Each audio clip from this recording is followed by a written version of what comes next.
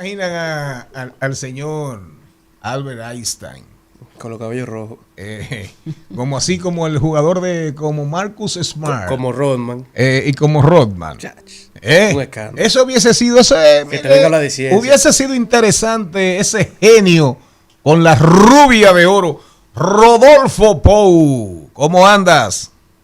Todo marcha, encantado de escucharles ahí. Tengo como 20 minutos dándome un deleite como si estuviera en Dominicana, escuchándolo por acá. Vimos que estuviste por aquí en estos días. Nos diste bola negra, Rodolfo. ¿Tú no viniste ese día? Rodolfo vino aquí en No, pero yo no hablo de venir aquí al programa. Salí a comer con uno. Cristian quiere beber whisky. Claro. Pero tú que tenías que invitar. Revisa tu WhatsApp, tiene seis mensajes perdidos ahí que no me respondiste. Rodolfo, no te lleves del que ahí solamente había un camino. Si él hubiese tenido la garantía, la certeza de que la cuenta la ibas a pagar tú, seguro nos juntamos. Se iban a... me devolví con mi tenis. Rodolfo, buenas tardes. Rodolfo, hay mucho de qué hablar. Te vamos a aprovechar. Mira, el grupo de los 7, de acuerdo, Alemania, Canadá, Estados Unidos, Francia, Italia, Japón, Reino Unido, ahí estaba Brasil como invitado. La Unión Europea siempre, digamos, la Unión Europea impone bastante ahí esa agenda del G7, pero ¿qué sabor nos queda según tu capacidad y conocimiento de esos temas internacionales? A mí me sorprendió mucho, Charlie, de que los resultados del encuentro tuvieron que ver más con el conflicto en Ucrania y la posición del G7 en contra de Rusia y de China. Esos para mí han sido los titulares. En fin, lo que logró trabajarse ahí o acordar en ese encuentro, que debió ser mucho más que hablar de aviones F-16 que se le iban a facilitar a Ucrania, o en fin. Yo pensé que vista la situación global de la crisis económica que sigue, si se quiere, en cierto modo, de manera de traslación alrededor de todos los países, incluyendo la G7 sobre todo, que no se tocaran esos temas, que se enfocaran demasiado en el conflicto de Rusia e incluso insertar a China dentro de esa conversación. Y yo sé que ese a lo mejor es el tema que más importancia guarda por la atención que amerita con los poderes y las empresas que encabezan, si se quieren, todas estas naciones, que en su gran mayoría toda nación que no está en guerra, posiblemente su economía no crezca. A ese punto han llegado los miembros del G7. Entonces, decidí tomar si se quiere, esos titulares y ver más allá qué está pasando y por qué están tocando esos temas de China, de Rusia, en fin. Y dije, ¿qué tanto tiene Estados Unidos invertido en China para ver qué tan real puede ser un conflicto, ya sea armado o ya sea un conflicto de intercambio entre ambos? Y confirmo que hay más de 8.600 compañías que operan en China de origen de Estados Unidos. Es decir, solamente una empresa como McDonald's tiene 2.500 restaurantes. Hay más de 2.000 filiales de otras empresas fuera de esas 8.600 que operan en la China. Y si tomamos empresas como lo es Tesla, 6.600 millones de dólares el año pasado en negocios con China. Apple, que la conocemos todos, 40.000 millones de dólares solamente en el mercado chino. Y puedes irte a Nike, que tiene que ver con ropas y con zapatos, y hay 7.000 millones. Entonces, me preguntaba, ¿cuál aquí finalmente es el título de este encuentro? El título es ahuyentar el resto de la situación económica alrededor de este conflicto de Ucrania y hacernos lo de la vista gorda sobre lo que está sucediendo, la potencial recesión que se vislumbra, que no acaba de llegar. Y ahí fue que me quedé atrapado en ese asunto sobre qué tanto tienen para perder cada nación que está envuelta en este conflicto. Rodolfo, el tope de la deuda, eso tiene en vilo a los Estados Unidos y también al mundo. Hoy supuestamente se iba a producir una reunión entre McCarthy, el jefe la cabeza del Partido Republicano en la Cámara de Representantes y el presidente Biden. Y en esa misma línea, una segunda pregunta, Rodolfo. Sí, sí. ¿Cuántos Biden tiene rivales en la búsqueda de la nominación por el Partido Demócrata? Pero me ha sorprendido ver el reguerete, la lista de aspirantes. Aparte de DeSantis, que ganó abrumadoramente las elecciones para mantenerse como gobernador de la Florida, el reguerete de rivales que tiene Donald Trump. ¿En qué va a parar? ¿En qué va a parar? ¿En qué van a parar las dos convenciones? Adelante. Arrancamos con el techo de la deuda. Para los que no conocen el término del techo de la deuda o lo que es el tope de la deuda, los Estados Unidos debe una cantidad de dinero y basado en el crédito propio que tiene para acceder a los pagos de esas deudas. Que se entienda que se está elevando el techo de la deuda para poder cumplir los pagos futuros sobre compromisos del pasado. Que no se entienda que es para adquirir, si se quiere, mayor deuda, sino es para cumplir con esos pagos que están pendientes. ¿Desde cuándo se ha estado elevando el techo de la deuda? El techo de la deuda se ha elevado de los años 1960 y se ha elevado en 78 ocasiones. 49 veces se ha elevado durante una administración republicana y 29 veces bajo una administración demócrata.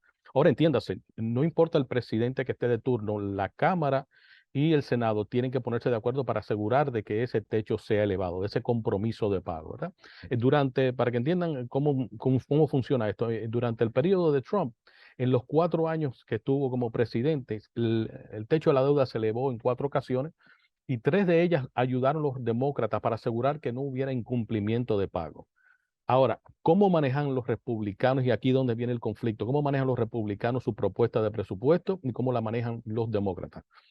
El Partido Republicano siempre se ha perfilado como un partido de austeridad, de poco, si se quiere, de pocos gastos públicos, pero sí de otorgar muchas, si se quiere, liberar a las grandes empresas de los impuestos. A diferencia de los demócratas que consideran que a las grandes empresas hay que imponerle, valga la redundancia, mayores impuestos para asegurar esos planes sociales. Ahora, ¿qué pasa si llegamos al momento del 1 de junio y no se ha llegado a un acuerdo? Y conste que esto tiene que todavía aprobarlo la Cámara y después posteriormente el Senado y después pasarlo al presidente. Entonces, ¿qué sucedería si llegamos al 1 de junio? Lo que sucede es que todo militar en Estados Unidos se encontrará con que sus cheques correspondientes quincenales o semanales no le llegará. Todo aquel que depende de un seguro médico estatal o federal no tendrán acceso. Los policías no podrán cobrar, los bomberos, los profesores, en fin, los doctores y enfermeras que trabajan para el sistema social público no podrán cobrar. Ahora, ¿de qué forma impacta la economía? La capacidad, no la capacidad, sino el score crediticio de la nación puede verse impactado. La bolsa de valores de inmediato va a reaccionar negativamente y los intereses, a pesar de que Powell lo ha estado subiendo, se van incluso a precipitar al punto de que la economía puede verse en una situación muy difícil, incluso acelerar la recesión. Los Estados Unidos nunca ha fallado en su deuda, siempre han estado al día con ella y cuando se ha necesitado elevar el techo para poder cubrir esos compromisos, siempre lo ha hecho. ¿Qué sucede en esta ocasión? En esta ocasión encontramos con un partido republicano que encabeza la Cámara con una minoría, si se quiere, con una mayoría muy mínima. Estamos hablando de 4 a 7 diferentes representantes. Y es el único poder que puede ejercer, porque exigir modificaciones en el presupuesto no hay forma de que pueda hacerlo. Es la única forma, si se quiere, de forcejeo político que tiene. Brincando a la pregunta sobre Trump y lo que se está encontrando como precandidatos a su alrededor, es que esta semana el gobernador DeSantis del estado de la Florida va a anunciar de manera formal su candidatura a la presidencia de los Estados Unidos. Pero también va a presentar su candidatura el senador Tim Scott, un republicano afroamericano del estado del sur de Carolina, Carolina del Sur. Y creo que ese posiblemente es más interesante que la de DeSantis. ¿Por qué? Porque en el Partido Republicano hay la minoría, estoy hablando de minorías, afroamericanos y latinos, hay tan pocos que resaltan. Y Tim Scott es uno de esos que es afroamericano y es republicano. La historia de él es muy interesante y él perfila el discurso de que no hay que contar con tanto subsidio gubernamental para lograr alcanzar una posición de importancia en los Estados Unidos. Pero creo que más bien lo que está haciendo es perfilándose como el camalo, que él potencialmente sea el vicepresidente que Trump necesita para traer a las personas del centro, los que están votando en el centro. Y para cerrar el pensamiento sobre la pregunta de Biden, no veo a nadie acercándosele a Biden. Literalmente creo que Biden se va a presentar solo a las primarias y nadie lo va a enfrentar. Eh, Rodolfo, vi una noticia hace unos días de que se estaba en conversaciones y que don Adriano Espaillat representaba esa comisión para que la diáspora pudiera usar sus seguros médicos americanos en el país. ¿Qué hay sobre eso? ¿Cuál es la realidad? Sí, mira, nosotros le propusimos al presidente Abinader hace 18 meses que sirviera de gestor para nosotros poder impulsar la utilización del Medicare, que viene siendo el seguro social de los Estados Unidos, el público, ¿verdad? Eh, Utilizarlo en República Dominicana. Claro, las autoridades norteamericanas no estaban muy a favor de eso porque primero tienen que existir en República Dominicana instalaciones, si se quiere, médicas o instituciones médicas que estén a la altura de los requisitos que exige el Medicare para las atenciones por la cual finalmente termina pagando. Le hemos dado curso a eso. Eso va más encaminado de lo que usted se imagina. Reitero, fueron parte de las agendas que le presentamos al presidente. No por eso quiere decir que el presidente tuvo que ver con lograrlo, sino simplemente de las intenciones que nosotros teníamos. Y por el momento tenemos al Hospital OMS de Santiago y tenemos a Sedimat como esos dos como plan piloto para lograr asegurarle a esos dominicanos que se retiran en República Dominicana de que no solamente puedan recibir si se quiere, su cheque de retiro, sino que también podrán utilizar el programa de Medicare, que es el programa de salud social federal de los Estados Unidos, en instituciones dominicanas. Y eso está bastante avanzado. Y estamos tomando como referencia, como siempre, el país de Israel, que sí dispone de esa facilidad. Es el único país fuera de Estados Unidos que le permiten utilizar el Medicare. Y creo que nosotros vamos en los próximos 9 a 18 meses lograrlo. Rodolfo, por último, el tema, ahí anda rodando una posibilidad, un proyecto de ley en la ciudad, en el estado de Nueva York, para ayudar a los inquilinos. ¿En qué consiste? Atención, la diáspora. Sí, sí. Ese es el senador, el senador estatal, no, el representante estatal, le llaman asambleístas. Recuerden, y lo he fijado anteriormente, los estados en Estados Unidos funcionan igual que los países. Por eso incluso me es jocoso el que los dominicanos se refieran a los Estados Unidos como países, pero en realidad lo son. El gobernador funge como el presidente, el vicegobernador o vicegobernadora, viene siendo la vice, y tienen una cámara y tienen un senado y posteriormente tienen los condados que funcionan como provincias, ¿verdad? Y tienen sus representantes también. El representante dominicano ante la legislatura del estado de Nueva York ha presentado, porque hay un incremento en los alquileres, ha presentado un proyecto de ley que será limitado al tiempo, es decir, no es un asunto que va a perdurar por siempre, para evitar que se le aumente si se quiere, el pago mensual a estos inquilinos. Ahora, para entender eso, hay que entender que también en Nueva York hay un asunto que se llama control de renta o control de alquiler, que si tú alquilaste un apartamento hace 15 años y lo alquilaste en $800, todavía al día de hoy tienes que alquilártelo a $800 mientras tú no te mudes de ahí. Incluso conociendo a mi gente dominicana, muchos lo que hacen es que transfieren a sus familiares el hecho de poder seguir viviendo en ese inmueble que consiguieron a un alquiler muy barato y entonces posteriormente disponer de si se quiere, de ese pago tan mínimo que no corresponde con la realidad.